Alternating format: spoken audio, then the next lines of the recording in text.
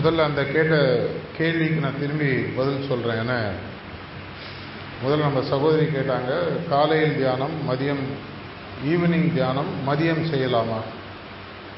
அது நான் முதல்ல சொன்ன பதில் பார்த்தீங்கன்னா, எப்பப்பெல்லாம் சாப்பிடலாம். அவங்க உடனே காலை மதியம் சாயங்காலம் சொன்னாங்க. நான் அதுக்கு பதில் சொன்னேன், பசிக்கும் போது சாப்பிடணும். ஆன்மீக பசி என்பதற்கு அளவு கிடையாது. அன்பிற்கும் உண்டோ அடைக்கும் தாழ் அப்படின்னு தமிழில் சொல்லுவாங்க. எப்போ நம்மளுக்கு கடவுள் மேலே எப்பப்பெல்லாம் பிரியம் ஏற்படுகிறதோ, எப்பப்பெல்லாம் அவரோட பேசணும்னு தோணுதோ, அந்த காலத்தில் நம்மளுடைய புத்தகங்கள்லாம் படிச்சுன்னா கோயிலே தவம் கிடப்பாங்க, கோயிலே இருப்பாங்க. ஏன்னா அவங்களுக்கு ஆன்மீகத்தில் அவ்வளோ ஒரு நாட்டம். இன்னொரு இதில் ஒரு சயின்டிஃபிக் காரணம் இருக்குது. தியானம் செய்வதற்கு 3 நேரங்கள் உகந்தது அப்படின்னு நார்மலாக சொல்லுவாங்க. இந்த 3மே சந்தியா காலம் அப்படின்வாங்க. சந்தியா காலம் அப்படின்னா எப்பொழுது இரவும் பகலும் இல்லை பகலும் இரவும் சமநிலையில் இருக்கின்றதோ. ஸோ காத்தால சூரிய உதயத்துக்கு முன்னாடி பார்த்தீங்கன்னா அது சமநிலையில் இருக்கும். அப்பொழுது நீங்கள் தியானம் செய்யும் பொழுது வரக்கூடிய பலனானது இன்னும் பெட்டராக இருக்கும். அதை போன்று சாயங்கால வேளையில் மாலையானது பகலை சந்திக்கும் வேளை, சூரிய அஸ்தமனம், அதுவும் ஒரு சரியான நேரம்.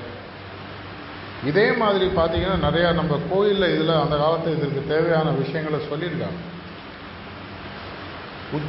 உச்ச வெயில் பூஜை அப்படின்னு ஒன்று நடக்கும். சரியாக மத்தியானம் 12 மணிக்கு பூஜை பண்ணுவாங்க. எதனாலன்னா அந்த 12 மணிக்கும் ஒரு நாளானது இரவை நோக்கி போகக்கூடிய சரியான பேலன்ஸ்டு டைம் அப்படின்னு சொல்லுவாங்க. அதனால் சூரிய உதயத்திற்கு முன்னால் சூரிய அஸ்தமன நேரத்தில் மதியம் ஒரு 11:45 12:15 நேரத்தில் தியானம் பண்ணலாம். இதை தவிர எப்போ பொழுதெல்லாம், இதில் இன்னும் வேறு மாதிரி பதில் சொல்ல, எப்பப்பெல்லாம் மூச்சு விடலாம், எப்பப்பெல்லாம் மூச்சு விடலாம் இல்லையே. 7 நிமிஷம்லாம் மூச்சு பிடிச்சவங்களாம் இருக்காங்களே. எனக்கு எப்போ என்னுடைய நுரையீரலுக்கு மூச்சு தேவைப்படுகிறதோ அப்பப்பெல்லாம் மூச்சு. இதயம் எவ்வளோ முறை துடிக்க வேண்டும்? துடிச்சுட்டே இல்லைன்னா நின்று போயிடும். சார் நான் முதல்ல பேசும்போது என்ன சொன்னேன்? கடவுள் என்பவர் இதயத்தில் உயிராக இருக்கிறார். அப்போ அந்த இதய துடிப்பு நின்றுடுச்சுன்னா, கடவுள் என்னும் இதய துடிப்பு நின்றுடுச்சுன்னா என்ன ஆகும்? யோசிச்சு பாருங்க. பதில் சொல்லன்ற அவசியம் இல்லை. இதுக்கப்புறம் நம்மளுடைய சகோதரி உங்கள் சார்பாக கேட்ட கேள்வி, தியானம் செய்கிறேனா தூங்குகிறேனா என்று தெரியவில்லை. எவ்வளோ பேருக்கு அந்த மாதிரி இருக்கு? கை தூங்க. எல்லாருக்குமே அப்படியானா? 5 பேர் தான் தூங்குறாங்க, பரவாயில்ல விடுங்க. மற்றவங்களுக்கு ஒருவேளை வெக்கமா என்னன்னு தெரியல. இதில் 2 3 பதில்கள் இருக்கின்றன. எவ்வளோ பேர் நீங்கள் யோகாசனம்லாம் பண்ணுறீங்க? அட்லீஸ்ட் தெரியும். அதில் ஆக்சுவலாக பார்த்தீங்கன்னா தூங்குவதற்கு ஒரு யோகாசனத்தில் ஒரு பயிற்சி இருக்குது. அதுக்கு பேர் யோக நித்ரை அப்படின்னு சொல்லுவாங்க. இந்த யோக நித்ரைன்றது நார்மலாக சுகாசனம் இல்லைன்னா சவாசனம் இல்லைன்னா சாந்தி ஆசனம் சொல்லுவாங்க. படுத்துட்டு மெதுவாக மூச்சு இழுத்து விடக்கூடிய ஒரு நிலை. தூங்குற மாதிரி இருக்கும், தூங்காத மாதிரி இருக்கும். கவுண்டமணி சொல்ல பூசின மாதிரி இருக்கும், பூசாத மாதிரி இருக்கும். அதை போன்ற ஒரு நிலை உங்களுக்கு யோக நித்ரைன்றது வர ஆரம்பிக்கும். கண்ணை மூடிட்டு உட்காருவீங்க, தூங்கிட்டோன்னு நினைப்பீங்க, ஆக்சுவலாக தூங்க மாட்டீங்க. என்ன நடக்குதுன்னு தெரியும், ஆனால் என்ன நடக்குதுன்னு தெரியாது. இதுக்கு ஒரு சிம்பிளான டெஸ்ட் வச்சு பார்க்கணும் உங்களுக்கு அப்படின்னு சொன்னால், தியானம் செய்து முடித்தோன்னே உங்களுக்கு உடல் கொஞ்சம் ஃப்ரெஷ்ஷாக இருந்ததுன்னா நீங்கள் ஆக்சுவலாக தூங்கலை, ஆழ்ந்த தியான நிலையில் போயிருக்கீங்கன்னு அர்த்தம். இல்லை எனக்கு இந்த தனி தியான பயிற்சியோ கூட்டு தியான பயிற்சியோ பயிற்சியாளருடன் ட்ரெயினரோட ப்ரிசெப்டரோட என்னுடைய தியான பயிற்சி முடியும் பொழுது எனக்கு உடம்பு உட்கார்ந்ததை விட கொஞ்சம் ஹெவியாக இருக்குது. நார்மலாக நல்லா தூங்கி எழுந்தோன்னா காத்தால உடல் எப்படி இருக்கணும்? ஃப்ரெஷ்ஷாக இருக்கும். அதனால தான் நார்மலாக நம்ம ஊரில் என்ன சொல்லுவாங்க, இந்த காலத்தில் நடக்கிறதில்ல, நானும் செய்கிறதில்ல, அலாரமு ஃபோனு எதையும் வைக்காமல் எல்லாத்தையும் இன்னொரு ரூமில் வச்சுட்டு படு. எப்போ நீ சாதாரணமாக எழுந்துக்கிறியோ அதுதான் நீ சரியாக தூங்குகிற நேரம்.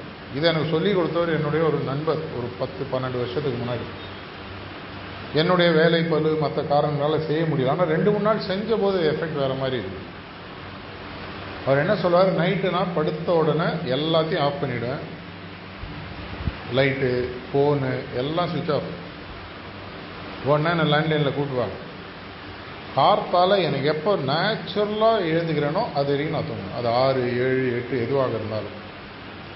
இது சின்ன பசங்களுக்கு சொல்லாதீங்க, மத்தியானம் 12 வரைக்கும் தூங்கிட்டு இருக்காங்க. இதை போன்று எழுந்துக்கும் போது உங்கள் உடல் பார்த்தீங்கன்னா தக்கையாக இருக்கும். அப்படியே ஃபீலிங்கில் எழுந்தோன்னே அப்படியே எழுந்து ஓடணும் போல இருக்கும், வேலை செய்யணும் போல இருக்கும். அதற்கு முன்னாடி எழுந்தோன்னா நம்மளை யாரோ படுக்கையிலேருந்து இழுத்து எழுப்பி விட்ட மாதிரி ஒரு ஃபீலிங் வரும். ஸோ உண்மையான நல்ல தியானம் என்பது அப்படி எழுந்தோடனே உங்களுக்கு உடம்பு கொஞ்சம் உக்காந்ததோட ஃப்ரெஷ்ஷாக இருக்கும். இது உங்களுக்கு புரிஞ்சதுன்னா அவங்க கேட்ட கேள்விக்கு உங்களுக்கு பதில் கிடச்சிச்சுன்னு அர்த்தம். வேறு ஏதாவது கேள்வி இருக்கா? இன்னும் ஒரு கேள்வி உங்களுக்கு இருக்குங்களா? ஏதாவது கேள்வி?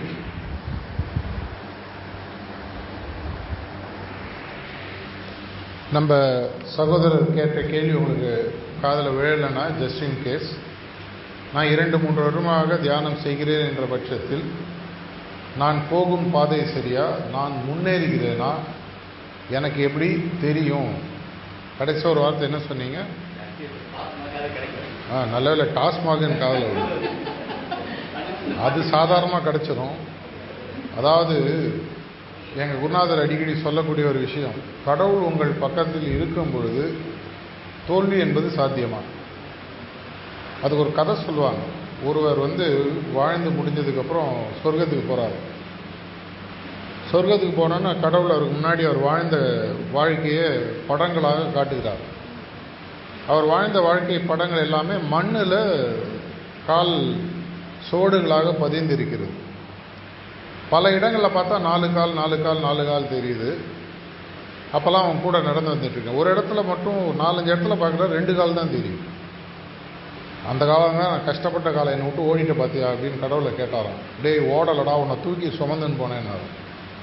அதே மாதிரி உங்களுடைய வாழ்க்கையில் நல்ல விஷயங்கள் கெட்ட விஷயங்கள் நடக்கும்போது ஆட்டோமேட்டிக்காக இயற்கையானது உங்களுக்கு ஒரு பாதுகாப்பை கொடுக்கும். இன்னொன்று நீங்கள் ஞாபகம் வச்சுக்கோங்க, நம்ம பரீட்சை எழுதலை. பாஸ் மார்க்கு, டாஸ் மார்க்கு, ஃபெயிலியர் இதெல்லாம் பரீட்சை எழுதினா தானே பாஸு.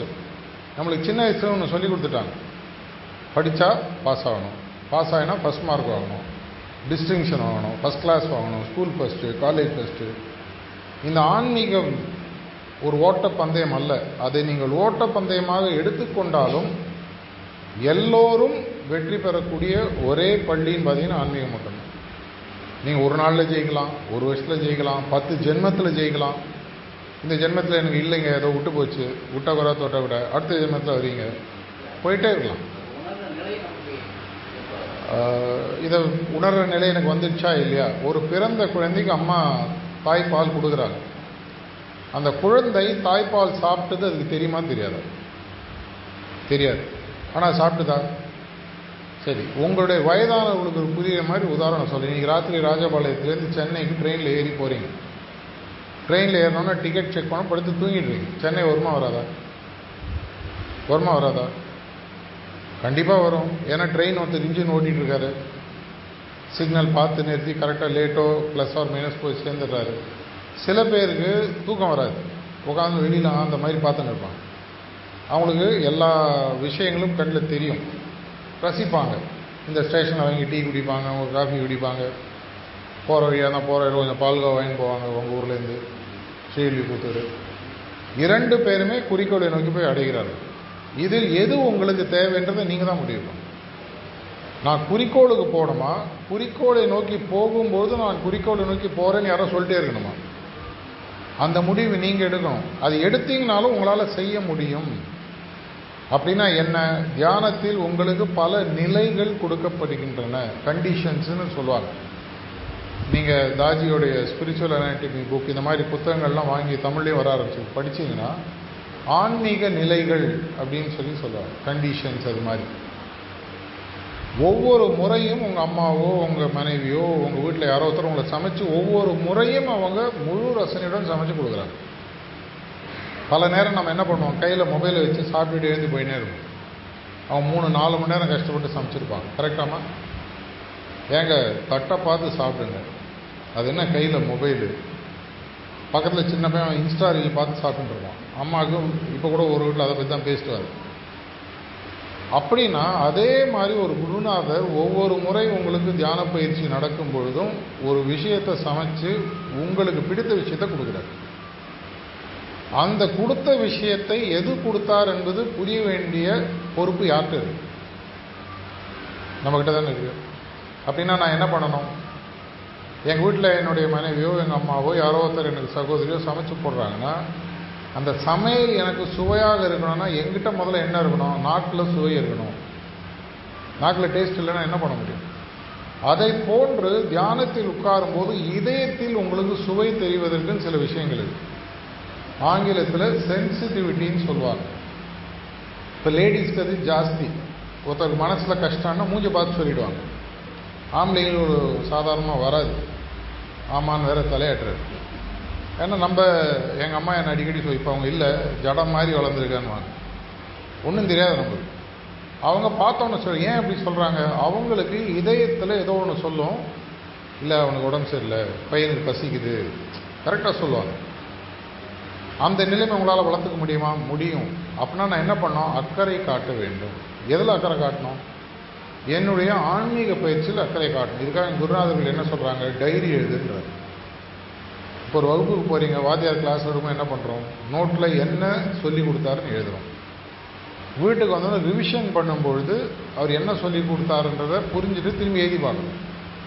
இதே மாதிரி ஒவ்வொரு முறை நீங்கள் தியானம் செய்யும் போதும் ஆன்மீக பயிற்சியில் ஈடுபடும் போதும் ஒரு கூட்டு தியானத்திலோ தனி தியானத்திலோ உட்காரும் பொழுதும் என்ன நடந்தது கொஞ்ச நாளைக்கு புரியாது, ஒன்றுமே இல்லைங்க. கொஞ்ச நாள் இதுக்காக நாங்கள் இரவு நேர பிரார்த்தனைன்னு ஒன்று உங்களுக்கு சொல்லி கொடுத்தேன். நான் இதை பண்ணும் பொழுது அந்த இரவு நேர பிரார்த்தனையில் ஒரு லைன் ஆட் பண்ணிங்க. எனக்கு நீங்கள் கொடுக்கக்கூடிய இந்த ஆன்மீக பொக்கிஷங்களானது எனக்கு புரியும்படி என்னை உயர்த்துங்கள். இதை தான் நம்மளுடைய ஆழ்வார்களும் நாயன்மார்களும் எல்லாரும் இதை தான் நம்மளுக்கு சொல்லி கொடுத்துட்டு போயிருக்காங்க. என்னுடைய ஆன்மீக பொக்கிஷங்கள் நீங்கள் எனக்கு கொடுக்கக்கூடிய விஷயங்களை எனக்கு புரியும் தன்மையை தயவு செய்து கொடுங்க. அதனால தான் எங்கள் குருநாதர்கள் சொல்கிறாங்க, கண்ணீர் மல்கி கேளுங்க. உண்மையான கண்ணீர் இது இல்லை. அந்த காலத்தில் ஆக்டிங்னா என்ன பண்ணுவாங்க? கிளிசரின் எடுத்து தேய்ச்சிப்பாங்கன்னு சொல்லுவாங்க. டக்கு நம்முடைய கண்ணிலேருந்து தண்ணி வரும். உண்மையாக கண்ணீர் காதலாகி கசிந்துன்னு தமிழில் சொல்கிறாங்க. மனதில் அன்புடன் கேட்கும்போது எனக்கு நிறையா பொக்கிஷங்களை கொடுக்குறீங்க, எவ்வளோ நல்ல விஷயங்கள் என்கிட்ட மாதல், ஆனால் எனக்கு தெரியல. ஒரு காமெடி மீமில் வர மாதிரி பரமா படிடான்னு சொல்லுவாங்கள்ல, அது மாதிரி நம்ம ஆன்மீகத்தை சரியாக படிக்கும் பொழுது எனக்கு உள்ளே என்ன மாறுதல்கள் வருகின்றன, என்ன கொடுக்கப்படுகின்றது மெதுவாக புரிய ஆரம்பிக்கும். சில பேருக்கு ஒரு வாரத்தில் புரியும், சில பேர் ஒரு வருஷத்தில் புரியும், சில பேர் 10 வருஷம் ஆகும். நான் முதலே சொன்ன மாதிரி எப்படி கைரேகைகள் ஒவ்வொருத்தருக்கும் தனித்தனியாக இருக்கின்றனவோ அதே மாதிரி ஒவ்வொருடைய ஆன்மீக பாதையும் தனித்தனி. குறிக்கோள் ஒன்று தான், ஆன்மீக பாதை தனி. நான் போடுற ரோடு வேறு, நீங்கள் போடுற ரோடு வேறு, அவங்க போடுற ரோடு வேறு. ஒருத்தர் நடந்து போவார், ஒருத்தர் சைக்கிளில் போவார், ஒருத்தர் ஃப்ளைட்டில் போவார், ஒருத்தர் ட்ரெயினில் போவார், ஒருத்தர் ஓடி போவார். ஏதோ அதை நீங்கள் தான் முடிவு பண்ணணும். கேட்ட கேள்வி பதில் கிடச்சிச்சுன்னு நினைக்கிறேன்.